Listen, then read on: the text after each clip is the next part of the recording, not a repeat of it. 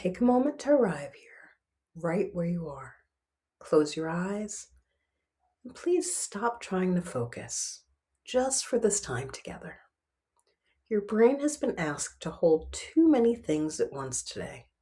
Too many tabs open, not just on your computer, but in your mind.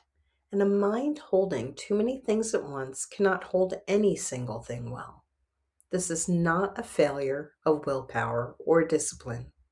This is your nervous system telling you it needs a moment to consolidate before it can concentrate again.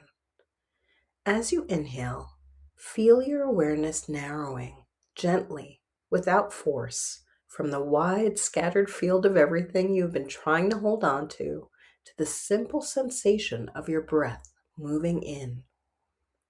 As you exhale, let everything else soften into the background. Feel the exhale as the air leaves your body, just for this breath, just for this moment. Notice how it feels to hold just one thing at a time. You are able to simply hold and notice your breath. That is focus, and it begins here, not with more effort, but with less. I am sending you so much love.